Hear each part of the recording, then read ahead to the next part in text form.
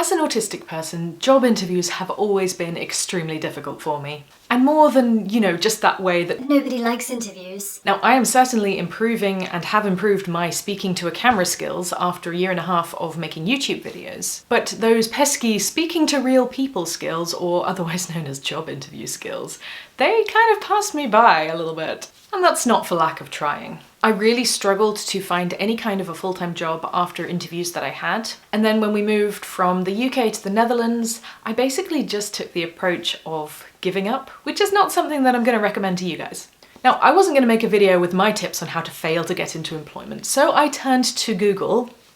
But the tips that I came across were just... The tips aimed at autistic people for job interviews were invariably about masking. Specifically dampening down your autistic self to be more presentable or professionally acceptable. And you could say that everybody does this, especially at interviews, but when autistic people mask, it is at the expense of their physical and mental health. And our ability to remain in employment should not depend on keeping up a damaging facade for many years. Not to mention that some of these tips that I found, like making sure that you're clean and well-dressed, of course that's going to be helpful, but it obscures the fact that people make judgments about other people within seconds of meeting them. Last year I did a video called Why Autistic People Seem Weird that you might want to check out after this one, because I talk about a study that is very relevant and it's all about the what they call thin sliced judgments that people make about other people within a matter of seconds. And that's very relevant, I think, to some of the struggles that autistic people might have in the interview process. And I think autistic people have a hard time at job interviews, no matter how well dressed they are, or how well prepared they are, or how hard they've tried, really. Because job interviews are a highly neurotypical social dance. And it's frustrating because recruiters and employers can't seem to see how valuable autistic people can be. And this is a problem that involves systemic change, which is kind of a hard thing to do, but I'm making a YouTube video about it, which is probably the easiest thing I could do. Something about the Sahara Desert starts with a grain of sand, I don't know. But during my search, I was very excited to discover that there is a recruitment agency specifically aimed at improving employment outcomes for autistic people, which focuses not on masking, but on skill building, help with CVs, interview practice, that sort of thing, but also works with companies to help them be more accommodating to autistic people. So the onus isn't solely on the autistic person to change to fit into the mold, which is refreshing. They are called Stack Recruitment, and I thought it was a cool idea, so I reached out to Emily, the founder, for a chat about her perspective on interviews from the autistic applicant side and also from the recruiter side. Remembering, of course, that autistic people might be on that side. There is a much longer version of this interview as an extra for my monthly supporters, so if you're interested in some of the extra content that I make, please check out the link in the description box below. Without further ado, here's the interview. Right, so welcome Emily, welcome to my channel. Can you tell me a little bit about what you do and the agency that you set up? Yeah, of course. So I'm the founder of Stack Recruitment. Stack is a specialised recruitment agency for autistic adults. So basically what we do is help connect autistic adults to inclusive employers and then inclusive and vacancies from them, and sort of help and support both parties in terms of job coaching and training for the employer, and really just generally educating employers on autism, how to support an autistic employee as well. And how did you come to set that up? You're not autistic, are you? I'm not, no, which means I'm sort of a disclaimer for this video. My brother and father both have Asperger's, which means I've grown up in this sort of environment surrounding autistic people and exploring sort of the challenges they face as well. I know from when my brother was younger, he really struggled with the recruitment environment. And a lot of the times my mum actually had to sort of support him with telephone interviews and go to interviews with him, which sort of gives me quite a good understanding about the challenges autistic people face, which is why I'm here today. So I obviously have my own experience of interviews. Can you tell us a little bit about what are the main things, or what are some of the main in the interview process? Yeah, of course. So I believe in the social model of disability, which means I think autistic people actually struggle with interviews because the environment and the recruitment process isn't suited to the autistic way of thinking and doing.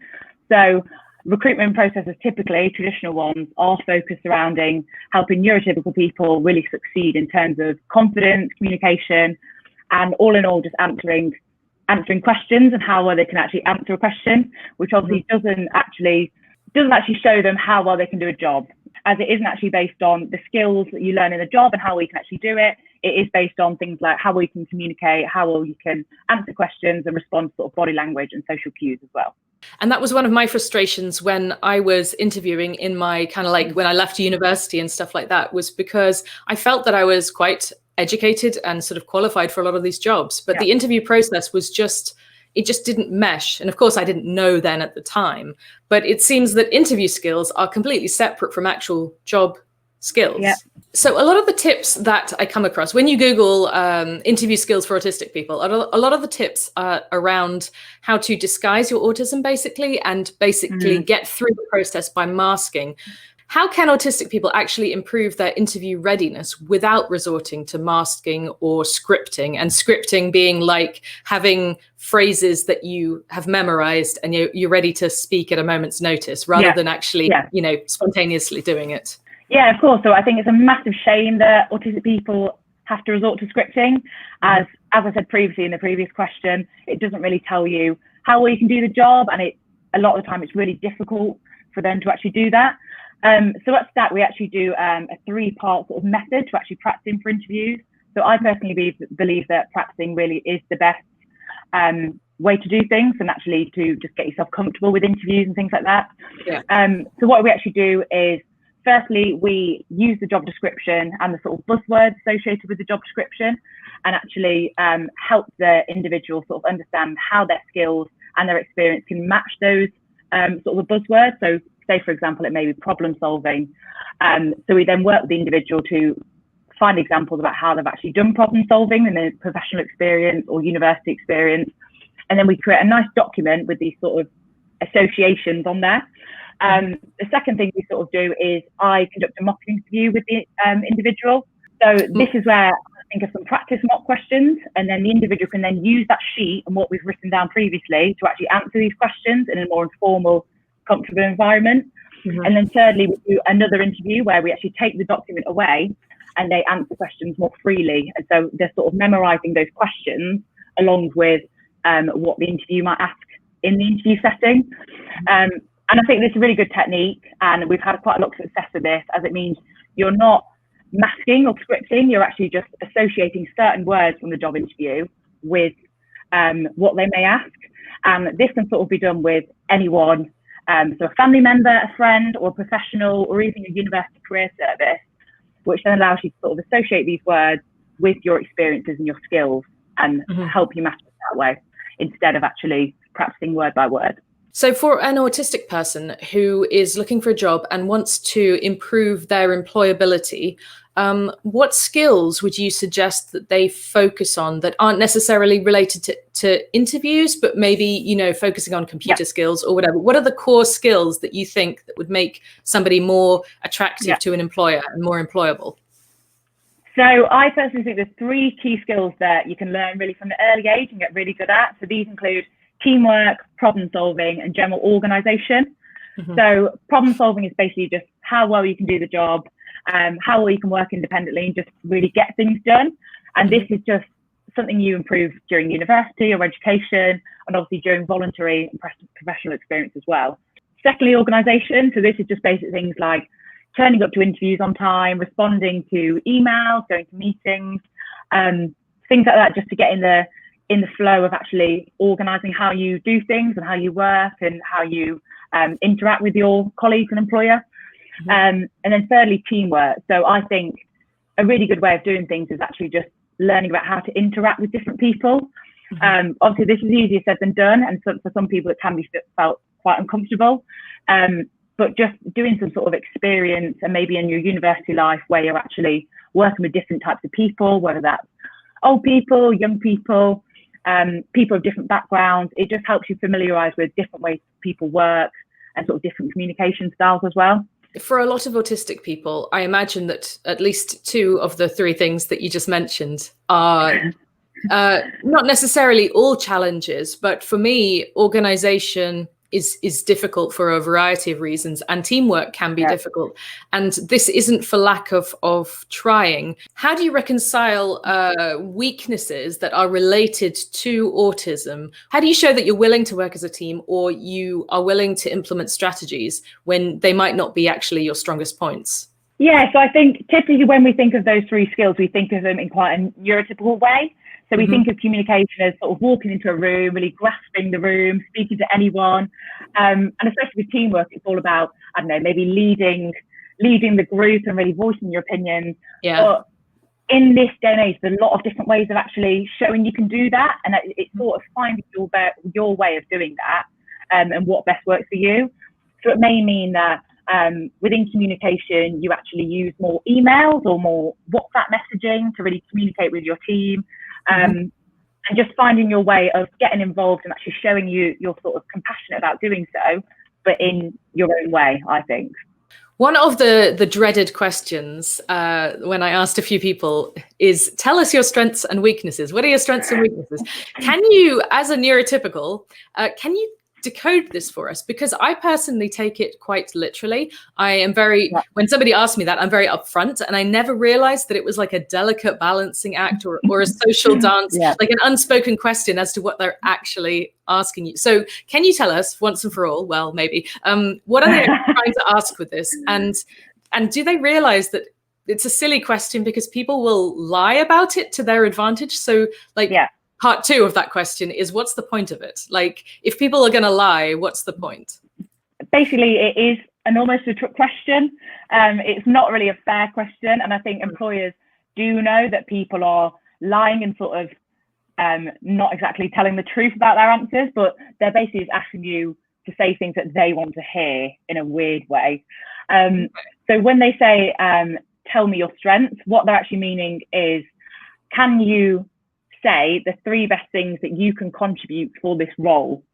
So instead of you maybe very honestly saying, well, I'm really good at tennis and I love doing art in my spare time. So they're actually looking for things that are the buzzword type of things that you may be able to contribute to the role. So say, for example, it's a customer service role within a supermarket.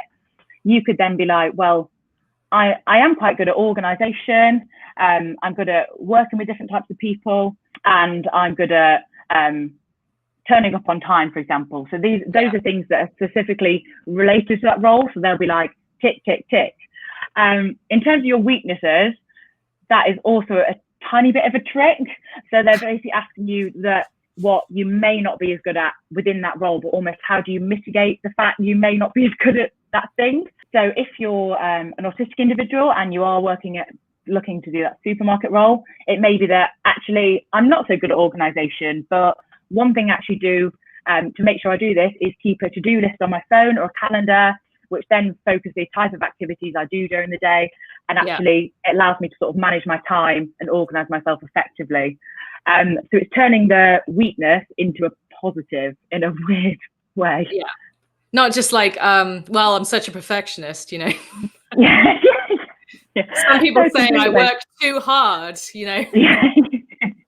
So for example, I actually can't remember what I used to say when I was when I had this question directed at me. But like, if you say, "Oh, I'm not so good at keeping track of time," or you know, I get into a task and then I forget to do other things. So you could say, "But I have come around this by, you know, like, oh, I have a well." I actually forgot to put my smartwatch on today. I have a smartwatch that buzzes me and tells me when it's time to stop. You know, is that the kind of answer that they might be looking for then? Yeah. So even it feels very fake.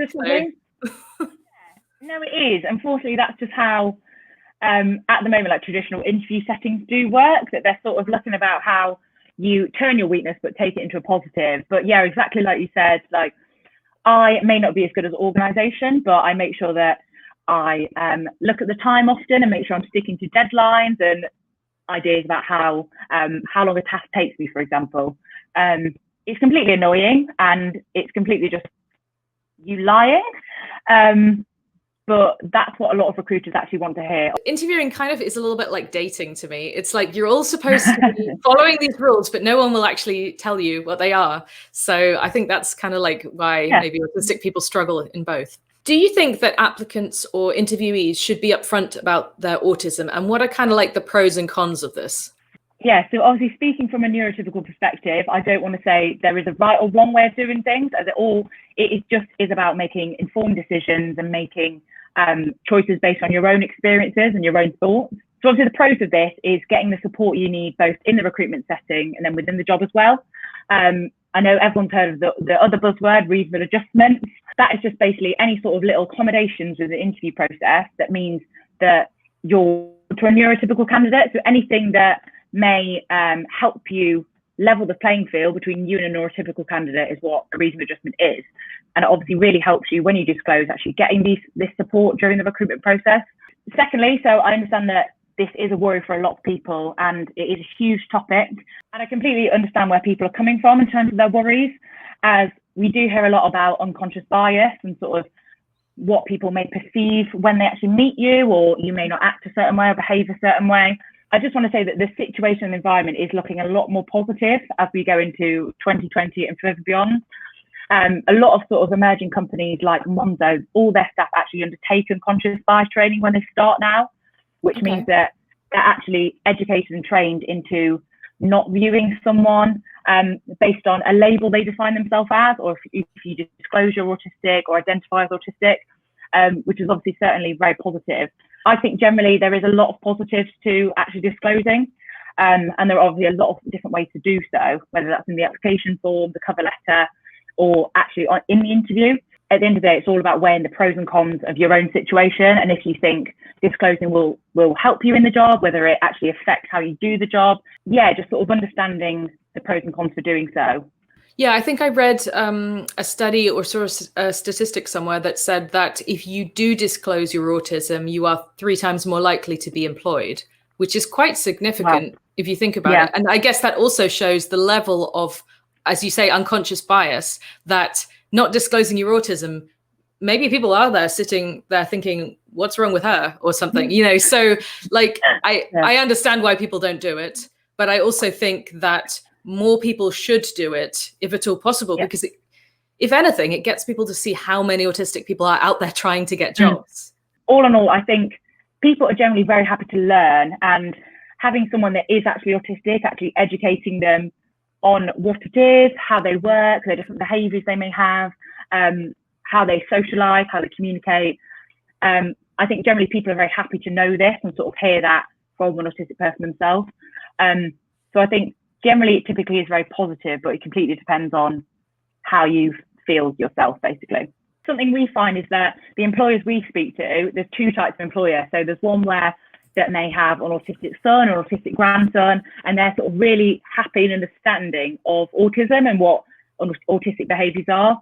But you get the opposite, where some people don't even know what autism is.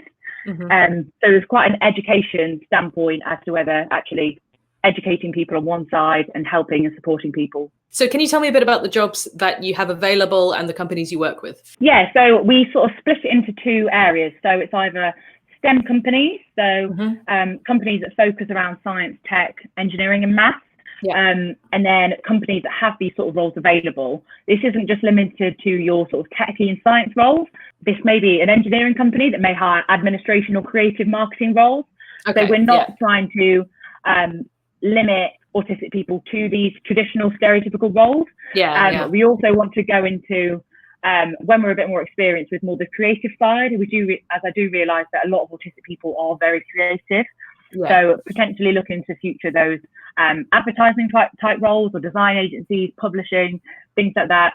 But at the moment, just making sure we focus on STEM and making sure we can sort of really help that side as well.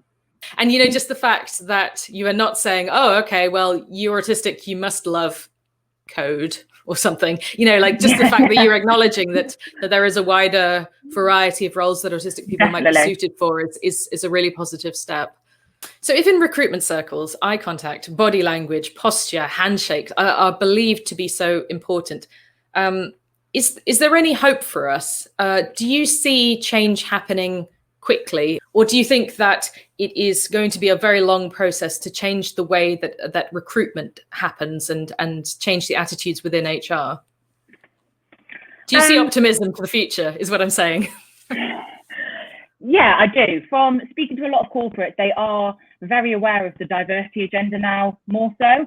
I think it's been a huge push over maybe the last 3 years, especially maybe in terms of gender and sort of BME backgrounds. But now we're seeing that big that big push towards actually how do we make our recruitment methods more accessible to disabled candidates, and they're realising that disabled people and autistic people are a huge asset to a company and can bring quite innovative or different skill sets that a neurotypical person may not bring.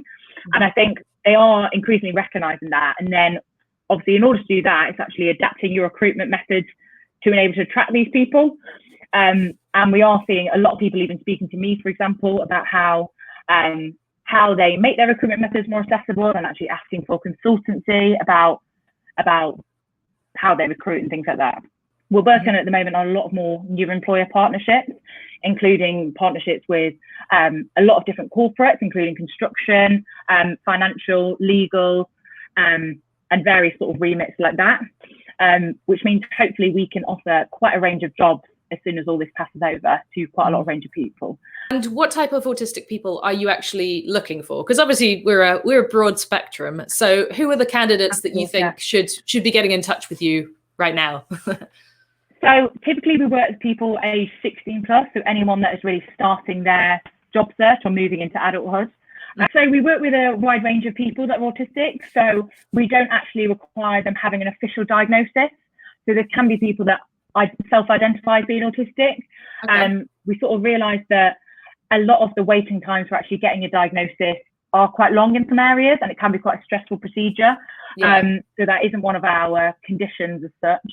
Yeah. In terms of the skills and the capabilities, we realised that there are such a range of skills and passions and things people are interested in. So don't worry about fitting into the STEM sort of remit. That's no problem at all. We work with people on an individual basis, and actually talk to people individually to make sure that we're getting the right support for you, and that we can sort of and we can help with your different skills, or maybe your support needs or things you need extra support with. So if somebody's really interested in getting in touch, how would they get in touch with you? By email? Yeah, so we have a website, which is www.stackrecruitment.org. We have a registration tab on the top there, so you can actually register, send your CV, fill your details in. Or similarly, you can just send us an email. So my email personally is emily@stackrecruitment.org. They're welcome to send an email. If you have a CV, that's great. If you don't, no problem. We're actually in the middle of creating some CV templates for people to use to actually fully develop their CV and input their skills and things like that. So in terms of the disclosure side as well, we realise that a lot of people have a lot of different views on disclosure. So that's one thing that we can support you with as well, is actually just having that conversation about potentially what the benefits are of doing so, and what different adjustments you could get within the recruitment process. Yeah. And yeah, everything really is treated with confidentiality. So we would never, I'll leave it at that. There's point saying we would never tell people your secrets. Well, thank you so much for coming to talk to me today. I'm sorry if maybe the video quality towards the end, it seemed like it was getting a bit pixelated. I don't quite know what's happening there. But I really appreciate you taking the time to come and talk to me and to introduce your company to some of my viewers. And I hope that it might be very helpful for some of them to get in touch with you, because I think that it's very important going forward that we have more agencies like yours and grow the understanding of neurodiversity in the workplace. So thank you for your contribution, even as like the token neurotypical on my channel. I think you might be the first neurotypical on my channel. So thank you so much. No, thank you for having me. Thank you. I really hope you enjoyed our chat as much as we did. I'm sorry for the technical difficulties. That's always the case with online interviews, and there's not much I can do about that. Please let me know in the comments what your specific struggles are with job interviews. For me, it's very much the weird, unexpected questions, also trying to prove the skills that I have and talk about them in a way that kind of makes sense. But I'm interested to know what are the parts of the interview process that you struggle with. And I hope that some of you might be helped by this great agency. Obviously, during the time of coronavirus, employment has slowed down across the board, but it's a great time to be working on skills and getting in touch with people who can maybe help build CVs, and you can practice interviews. So I hope some of you get in touch with Emily, because she is completely lovely and we had a lot of fun recording this interview. I hope you have a chance to check out some of the other videos on my channel, and if you haven't already, please do subscribe because it does help me a lot. And I'll catch you next time. Bye.